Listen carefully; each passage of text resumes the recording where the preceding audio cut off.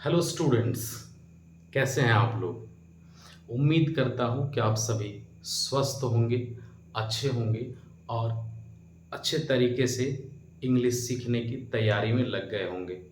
जैसा कि मैंने अपने प्रीवियस क्लास में इंग्लिश ग्रामर सीखने की पूरी सिलेबस को आप सभी के बीच रख चुका हूं और आप सब उसे अपने एक नोटबुक में उतार चुके होंगे। अगर नहीं तो आप उसे जितना जल्द हो सके स्टार्ट कर लें, क्योंकि मैं आप लोगों के बीच एक 90 डेज़ का पैकेज लेकर आ गया हूँ और उसको जैसे ही आप लोग डे बाय डे स्टार्ट करेंगे, आपके धीरे धीरे इंग्लिश के प्रति रुचि बढ़ती चली जाएगी और आपका इंग्लिश से डर खत्म होता चला जाएगा। चाहे आप इंग्लिश में ज़ीरो हो, आप ज़ीरो लेवल से स्टार्ट करने वाले हो, आप मेरे इस वीडियोज़ को सिलेबस से लेकर के डे 90 तक देखें, आपको किसी भी प्रकार की प्रॉब्लम नहीं होगी, इस बात की गारंटी मैं लेता हूँ।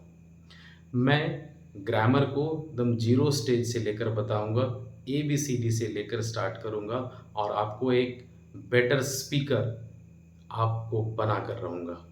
उम्मीद करते हैं आप सभी मेरे वीडियोज़ को एन्जॉय करते होंगे और आप जितना जल्दी हो सके, अगर आप इसे अभी तक नहीं देख पाए हैं तो देखने का शुरुआत करें।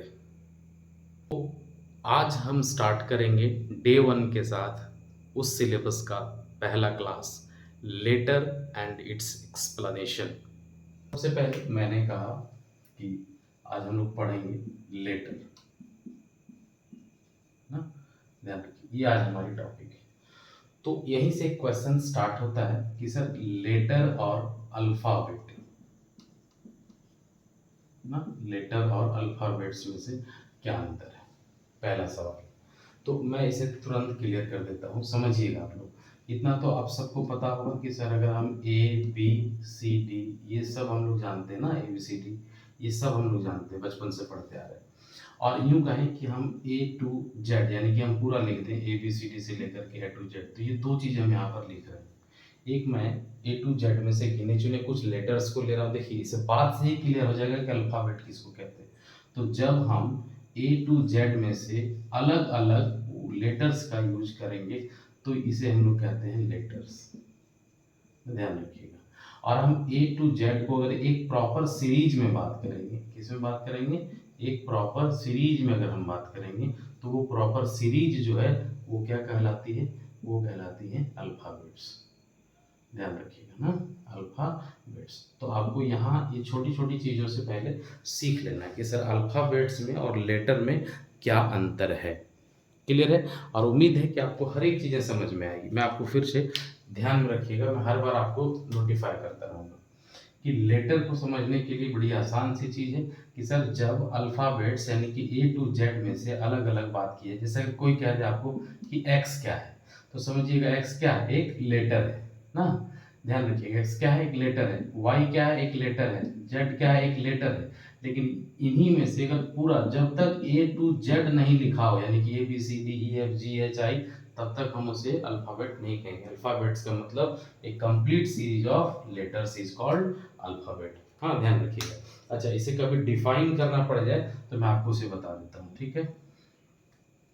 मैं उस दोनों का डेफिनेशन लिख देता हूँ ताकि आपको समझने में क्लियर हो जाए।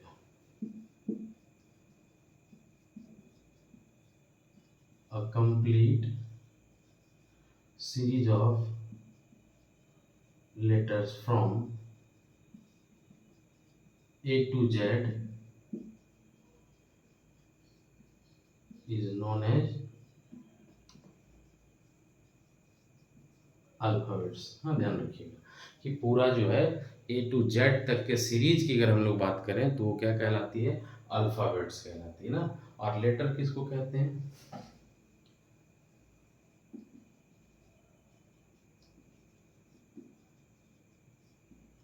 a smallest unit of alphabets which helps us to make words is known as letters. Clear है? ये समझ में आ गया? जैसे मैं कहूँ ए से क्या है तो लेटर है, बी क्या है तो लेटर की, आर क्या है तो लेटर है, एस क्या है तो लेटर है। हाँ, और हम लोग कंप्लीट सीरीज में जैसा भी मैंने यहाँ कहा ए टू जेड की सीरीज में बात करेंगे तो क्या है, अल्फाबेट। क्लियर है? तो सबसे पहले आपको एक ये साधारण सी टॉपिक हम लोग समझ गए कि लेटर और अल्फाबेट क्या है ना। आप ध्यान रखिएगा हम लोग कि अगर हम लोग लेटर और अल्फाबेट से आगे चलते हैं तो हम लोग अब आगे क्या देखेंगे। क्लियर है? चलिए अब समझिएगा कि अल्फाबेट और लेटर इनके हम लोग एक्सप्लेनेशन पर बात करेंगे ना। इनके हम लोग किस पर बात करेंगे? एक्सप्लेनेशन पर बात करेंगे। चलिए, तो अभी हमने कहा कि अब लेटर का बात खत्म हो जाता है यहाँ से और बात स्टार्ट होती है किसकी? अल्फाबेट्स की ना। तो अल्फाबेट्स जो है वो टोटल कितने हैं? अगर ए टू जेड की संख्या पूछी जाए तो कितनी है? 26 है। क्लियर है? ध्यान रखिए, एकदम जीरो स्टेज है। अल्फाबेट्स की टोटल संख्या कितनी है? 26 है। और इस 26 को अगर हम डिवाइड करते हैं तो कितने पार्ट में करेंगे? आप सबको पता होना चाहिए ना, ध्यान रखिएगा। अल्फाबेट्स को टोटल हम लोग जो है डिवाइड करेंगे तो वो है सिंपल 3। एक है वॉवेल, दूसरा है कॉन्सोनेंट और तीसरा है सेमी वॉवेल ना, ध्यान रखिएगा। अच्छा, मैं आपको थोड़ा सा इसमें और डिटेल में बता देता हूँ। जैसे ये अल्फाबेट है, अल्फाबेट और एक होता है साउंड ना। अल्फाबेट जो है वो डिपेंडिंग क्या चीज पर है? वो साउंड्स पर। ठीक है, जैसे वॉवेल, कॉन्सोनेंट और सेमी वॉवेल। तो सेमी वॉवेल कंप्लीट क्या है? इफेक्ट ऑफ साउंड है, ध्यान रखिएगा आप लोग। वॉवेल क्या है? ध्यान रखना, वॉवेल और वॉवेल साउंड दो अलग अलग चीजें हैं। वॉवेल और वॉवेल साउंड, कॉन्सोनेंट और कॉन्सोनेंट साउंड ना। सेमी वॉवेल ये क्या है? कंप्लीट तौर पर ये साउंड्स है। हाँ, इसका कोई मतलब नहीं रह जाता। दोनों तीनों चीजों को आप आसानी से बाइफरकेट जब मैं करूं तो उसे बढ़िया से समझिएगा। जैसे फॉर एग्जांपल वॉवेल की संख्याएं कितनी है? ए, ई, आई, ओ और यू। ये टोटल क्या है? 5 है जो वॉवेल है ना, वॉवेल है। अब देखिए वॉवेल साउंड कितने हैं? वॉवेल साउंड्स जो है वो कितने हैं? अ, आ, ह्रस्व ई, दीर्घ ई, ह्रस्व उ, दीर्घ उ ना, ए, आई, ओ, औ, अंग और आ। अब आप कहेंगे कि सर इंग्लिश में आपने हिंदी ला दिया। इसको समझने के लिए मैंने ऐसा किया है ताकि आपको कभी भी भविष्य में दिक्कत नहीं हो। अब ये दोनों का मतलब क्या है इसको समझिएगा। ये जो मैंने दो चीजें यहाँ लिखा है, ये दोनों का मतलब क्या है उसे बहुत अच्छे से समझना, बहुत बारीकी से समझना है। जैसे फॉर एग्जाम्पल वॉवेल का होना, अगर हम एग्जाम्पल पर आते हैं ना, ध्यान रखिएगा, यूजेस एंड टर्म्स। अगर हम इसके एग्जाम्पल्स पर बातें हैं तो आप बहुत आसानी से क्लियरली इसको समझ पाएंगे ना कि सर वॉवेल तो 5 है लेकिन इनके साउंड्स जो है वॉवेल साउंड्स तो 5 नहीं है। और इसका मतलब क्या है? देखिए मैं एक स्पेलिंग लिख रहा हूँ यहाँ पर है ना, एक देखिए UMBRELL अम्ब्रेला है और इसको हम लोग आसानी से साउंड करते हैं ना, अम्ब्रेला। क्लियर है? और एक हम लिखते हैं UNION, यूनियन ना। देखिए अब अगर आप इसे समझते हैं लेटर के दृष्टिकोण से तो यहाँ क्या दिख रहा है आपको? यू और यहाँ भी यू, जो दोनों ही क्या है? ध्यान रखिएगा, दोनों ही क्या है? एक वॉवेल है ना, दोनों ही क्या है? वॉवेल है। और इधर जब हम आते हैं तो दोनों का देखिए क्या दिख रहा है हम लोगों का? दोनों का साउंड्स दिख रहा है। ध्यान रखिएगा, समझिएगा अच्छे से। एक तरफ दिख रहा है वॉवेल और ये दोनों का है वॉवेल का साउंड। अगर हम लोग यहाँ देखें वॉवेल अलग है, साउंड इधर है। तो हम लोग बचपन में क्या पढ़ते थे? हम लोगों को ग्रामर में पढ़ाया गया था जब हम लोग आर्टिकल पुट करते थे कि अगर यू हो तो हम लोग उसके सामने हमेशा क्या लगा देते हैं? एन लगा देते हैं ना, जो कि एक गलत प्रोसेस है। अब हम लोग क्या करेंगे? वॉवेल से इसका आर्टिकल का एन का कोई लेना देना नहीं, उसका मतलब किससे, साउंड से। यानी कि यू जो है किस प्रकार से साउंड कर रहा है। देखिए यहाँ पर एक लिखा है अ और एक लिखा है यू, ना समझिएगा। तो इसमें वॉवेल साउंड कौन कौन है, देखिए यहाँ सब दिख रहा है ना, अ आ हर्षोई, ये सब जो है कौन है, वॉवेल साउंड है। तो जो वॉवेल साउंड कर रहा हो सिंगुलर के अनुसार से, जैसे अम्ब्रेला, ये है ना अ आया, तो इसके जगह पर लगेगा एन, अम्ब्रेला। और यहाँ देखिए यूनियन आ गया, जो कि इसमें से नहीं है, इसका मतलब ये कॉन्सोनेंट साउंड हो गया, यहाँ पर लगेगा अ यूनियन। क्लियर है, अब आपको समझ में आ गया होगा। बहुत सारे एग्जाम्पल देने की आवश्यकता नहीं है, आप इतना में ही समझ सकते हैं। अब हम लोग आते हैं कॉन्सोनेंट साउंड के ऊपर। चलिए, तो अब हम लोग यहाँ से बात करते हैं कॉन्सोनेंट साउंड का। तो सबसे पहले हमको वॉवेल साउंड्स के बारे में जो लिखा हुआ उसे क्लीन कर लेते हैं बोर्ड। देखिए, अब बहुत सारे लोग सोचेंगे कि सर ये तो हम लोगों ने पढ़ा है। आपके पढ़ने ना पढ़ने से यहाँ कोई मतलब नहीं है, मतलब है इसे पूरा तरह से सीखने का, है ना। देखिए कॉन्सोनेंट कितने हैं बाबू, कॉन्सोनेंट की संख्याएं हैं 19, 19। कौन कौन है वो मैं यहाँ लिख देता हूँ, B C D F G H J K L M N P Q R S T, हाँ, भी एक्स और जेड। ये टोटल हो गए आपके 19, ना ध्यान रखिएगा टोटल कितने हैं, 19 यानी कि 19। अब ये एक चीज आपको समझना है कि जो कॉन्सोनेंट मैंने वहां लिखा है बोर्ड पर, ये एकमात्र साउंड है। हाँ, कॉन्सोनेंट क्या है, एकमात्र साउंड है, ध्यान रखिएगा आप लोग। तो ये इंग्लिश में हो गए कॉन्सोनेंट। और जब हम लोग इसका साउंड इफेक्ट की बात करते हैं ना, हिंदी से ध्यान रखिएगा, हिंदी में कॉन्सोनेंट साउंड की अगर हम लोग बात करें, साउंड्स की बात करें, हाँ ध्यान रखना, तो होता है कौन कौन, क से लेकर के ह तक, च से लेकर ह तक, ट से लेकर ना न तक, इस तरह से टोटल जो है अगर हम लोग फॉलो करेंगे तो अंतस्य से लेकर के छात्रा ज्ञान तक जो है ये टोटल का टोटल क्या है, कॉन्सोनेंट साउंड्स में इनके यूजेस होते हैं। ठीक उसी तरह से जैसे हमने वॉवेल की बात करी, अब हम लोग यहाँ पर उसके इफेक्ट को भी देख लेते हैं। हाँ, अब ये साउंड के अनुसार से चलता है। फॉर एग्जाम्पल अगर हम लोग बात करें, यहाँ पर ध्यान रखिएगा, अगर मैं इनके एग्जाम्पल्स की बात करता हूँ, हाँ, जैसे हम दो वर्ड लिखते हैं जो कि दोनों ही कॉन्सोनेंट हो गए, एक है होटल और एक है ऑनेस्ट मैन। हाँ ध्यान रखिएगा, समझिएगा। अब ये भी कॉन्सोनेंट है ना, देखिए ये भी क्या है, कॉन्सोनेंट है, ये भी क्या है, कॉन्सोनेंट है। लेकिन इधर आकर के देखिए ये दोनों का क्या है, ये साउंड्स है ना, ध्यान रखिएगा। एक तरफ मैंने बात करी कॉन्सोनेंट की और एक तरफ मैंने बात क्या की, दोनों के साउंड का। तो कॉन्सोनेंट होने के अनुसार से हम लोग क्या करेंगे, अगर हम लोगों को यहाँ पर गैप दे दिया जाए और कहा जाए कि यहाँ पर फिल करिए, तो एच कॉन्सोनेंट, इसके अनुसार से हम लोग ए फिल कर देंगे। यहाँ पर भी हम लोग क्या करते हैं, ऑनेस्ट मैन देख रहे हैं तो एच क्या है, कॉन्सोनेंट, यहाँ पर भी हम लोग एन एक फिल कर देंगे, लेकिन ये गलत हो जाएगा। साउंड्स देखिए, इसका साउंड, तो यहाँ पर हम लोग जब इसको कर रहे हैं तो ये क्या हो रहा है, होटल, और ये क्या हो रहा है, ऑनेस्ट ना।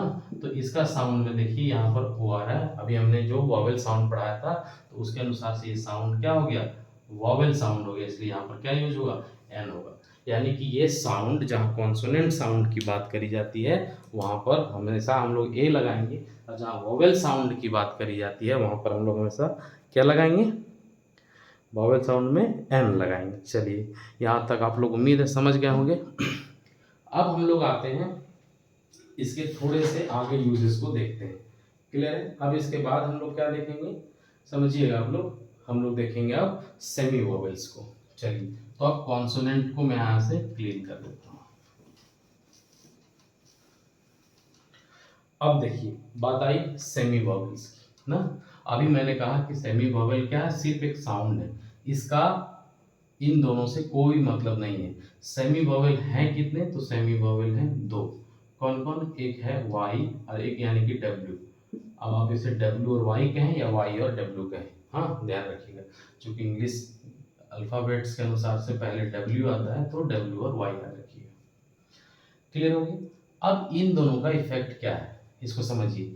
कि सर ये सेमी वोवेल का मतलब क्या हुआ। सेमी वोवेल का मतलब हुआ कि कभी कभी ये कॉन्सोनेंट का काम करता है और कभी कभी ये जो है वो वोवेल का काम करता है।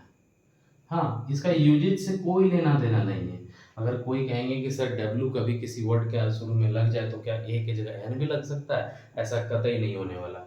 हाँ, ध्यान रखिएगा, लेकिन साउंड इफेक्ट इसका अलग अलग हो सकता है। फॉर एग्जाम्पल ध्यान रखिएगा, मैं यहाँ लिख देता हूँ क्लियरली ताकि आपको आगे चलकर दिक्कत नहीं हो।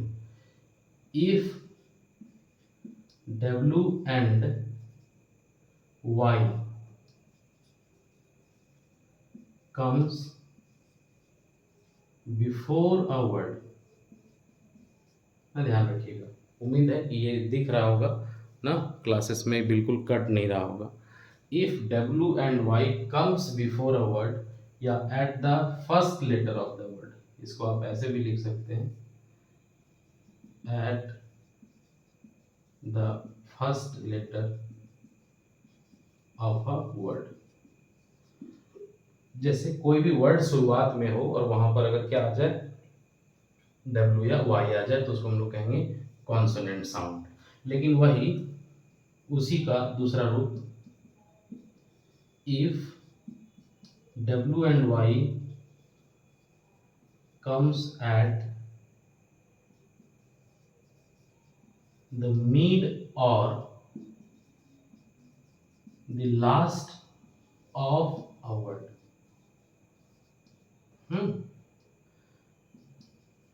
then it will sound as a vowel। ध्यान रखिएगा, अगर मैं कहूं कि W और Y, अभी हम बहुत सारे इसके एग्जांपल्स देंगे, चलिए मैं इनका पहले इसका एग्जांपल्स दे देता हूं ताकि आपको समझने में किसी भी प्रकार का कोई दिक्कत नहीं हो। क्लियर है? चलिए देखिए, फॉर एग्जांपल मैंने क्या कहा कि बिगनिंग और हम क्या कहें, या तो मिड या फिर लास्ट, दोनों चीज को समझिएगा, या तो बीच में आए या तो लास्ट में आ जाए ना। फॉर एग्जांपल जैसे अगर हम लोग बात करते हैं यूथ, वाई से हम ले लेते हैं, चलिए ना स्टार्ट करते हैं। एक कोई भी वर्ड ले लीजिए, येलो, इसमें आप देखिए दोनों ही चीज आ गए आपके, शुरू में वाई और लास्ट में डब्ल्यू, दोनों चीज आ गए। तो बिगनिंग में जो वाई है, ध्यान रखिएगा, बिगनिंग में जो वाई है इसके कारण से ये क्या कहलाएगा, ये कहलाएगा कॉन्सोनेंट साउंड ना, ध्यान रखिए कॉन्सोनेंट साउंड। और अब इसी को हम लोग यहाँ देखिए लिखते हैं बेबी ना, तो लास्ट में देखिए यहाँ पर आ रहा है वाई, और ये किस तरह से रिएक्ट कर रहा है, वॉवेल साउंड की तरह से ना, वॉवेल साउंड की तरह से। आप इसको बोल करके देखिए, उच्चारण करके देखिए, बेबी, तो वाई जो आ रहा है ना, बेबी, सुनने में लग रहा है कि जैसे ई आ रहा है ना, तो ये सिर्फ क्या है, एक साउंड इफेक्ट है। सेमी वोवेल क्या है, इफेक्ट ऑफ साउंड है वो। क्लियर है ना? जैसे आप इसके बहुत सारे एग्जांपल्स अपने आप में पुट कर सकते हैं और आपको समझने में किसी भी प्रकार की कोई भी दिक्कत नहीं होने वाला है। क्लियर है? जैसे मैं कुछ और एग्जांपल दे देता हूं आपको।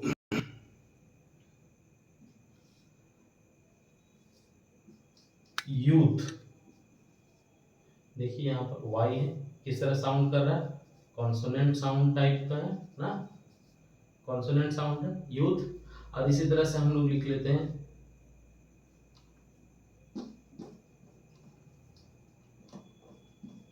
अब जिसमें वाई लास्ट में आ जाए, ऐसा कोई आप एक वर्ड को बोल करके देखिए।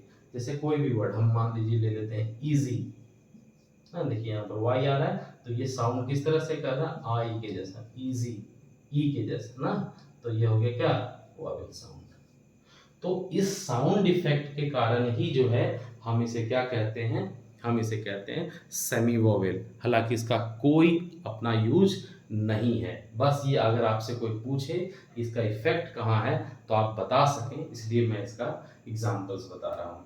जैसे और भी हम कर लेते हैं, जैसे हम कर लेते हैं थोड़ा डब्ल्यू का ना, डब्ल्यू का थोड़ा यूज देख लेते हैं, कुछ कुछ एग्जांपल्स में डब्ल्यू का बता देता हूँ।